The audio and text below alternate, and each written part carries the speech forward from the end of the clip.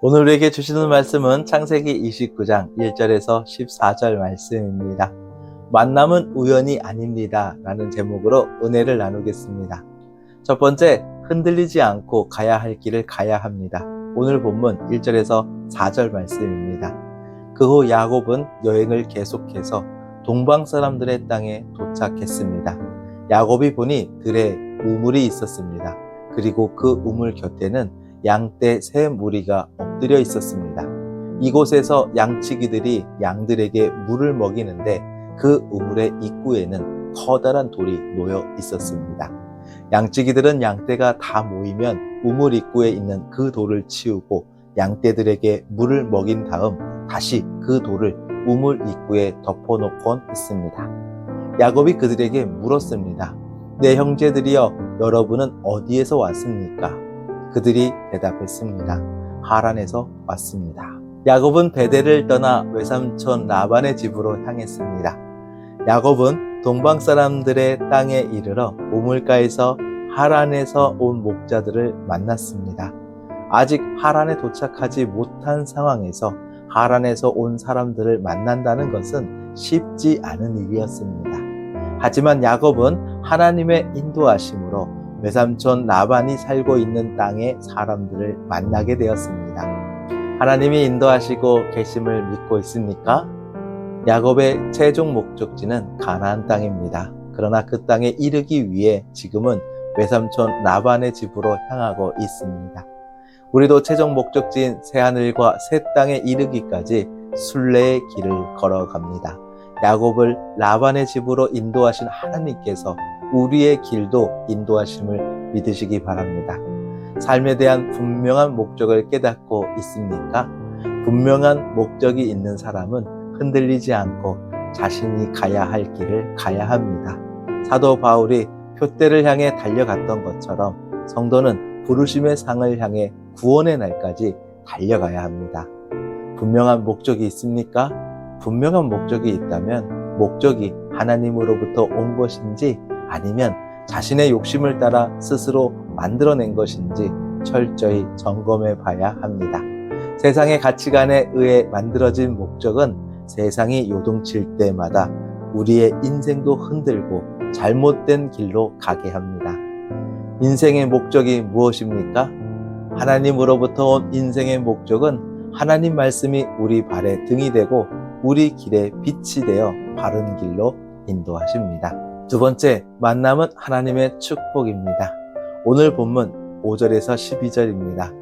야곱이 그들에게 말했습니다. 그러면 나홀의 손자 라반을 아십니까? 그들이 대답했습니다. 네, 압니다. 그러자 야곱이 다시 물었습니다. 그분이 잘 계십니까? 그들이 대답했습니다. 예, 그렇습니다.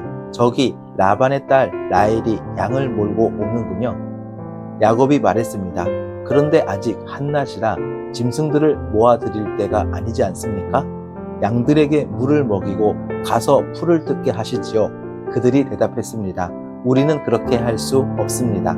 양떼가 다 모이고 우물 입구에서 돌을 치울 때까지 우리는 양들에게 물을 먹일 수가 없습니다. 야곱이 아직 그들과 말하고 있을 때 라헬이 자기 아버지의 양들을 몰고 왔습니다. 라헬도 양치기였습니다. 야곱이 자기 어머니의 오빠 라반의 딸 라헬을 보고 또 자기 어머니의 오빠 라반의 양들을 보자마자 우물로 나아가서 우물 입구에서 돌을 치우고 자기 어머니의 오빠 라반의 양들에게 물을 먹였습니다. 야곱은 라헬에게 입을 맞추고 소리 높여 울었습니다. 야곱은 자기가 라헬의 아버지의 친척이며 자신은 리브가의 아들임을 밝혔습니다. 그러자 라헬이 달려가 아버지에게 이 사실을 알렸습니다. 야곱은 하란에서 온 목자들에게 라반의 딸 라헬이 양을 몰고 온다는 소식을 들었습니다. 그리고 그때 야곱은 라헬이 아버지의 양떼를 몰고 우물가로 오는 모습을 보게 됩니다. 야곱은 라반의 딸 라헬을 위해 우물 아기에 돌을 옮기고 외삼촌의 양떼에게 물을 먹였습니다. 그리고 라헬에게 입을 맞추며 소리내어 울었습니다. 하나님은 우리를 어떻게 인도하실까요? 야곱은 하란에서 온 목자를 통해 라헬을 만났고 라헬을 통해 라반을 만날 수 있었습니다. 하나님은 삶에서 수많은 만남을 인도하십니다. 성도가 목적지에 도달할 때까지 많은 만남이 있지만 그 모든 만남이 하나님께서 계획하심을 믿어야 합니다. 만남은 하나님의 축복입니다. 하나님은 지금까지 어떤 만남들을 통해 여러분의 삶을 인도하셨나요? 하나님은 만남을 통해 복음을 알게 하시고 우리의 신앙을 성장하게 하셨습니다. 하나님은 만남을 통해 많은 은혜와 유익을 주십니다.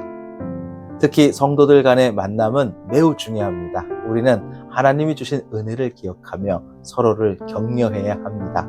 우리는 서로 돕고 힘을 주며 함께 신앙의 길을 걸어가야 합니다. 모이기를 힘쓰고 서로에게 유익을 주며 사랑으로 섬기는 일이 중요합니다. 성도들의 교제는 우리가 절대 포기할 수 없는 큰 축복입니다. 하나님께서 주신 만남들을 소중히 여기고 믿음 안에서 함께 성장해 가야 합니다. 세 번째, 가장 큰 안식은 예수 그리스도 안에서 얻는 안식입니다. 오늘 본문 13절에서 14절 말씀입니다. 라반은 자기 여동생의 아들 야곱의 소식을 듣자 달려나와 야곱을 맞이했습니다.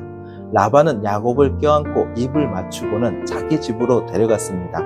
야곱은 그동안의 일들을 모두 다 라반에게 말했습니다. 라반이 그에게 말했습니다. 정말로 너는 내 혈육이로구나. 야곱이 라반의 집에서 그와 함께 한 달 동안 머물렀습니다. 라헬은 아버지 라반에게 달려가 야곱을 만난 사실을 알렸습니다.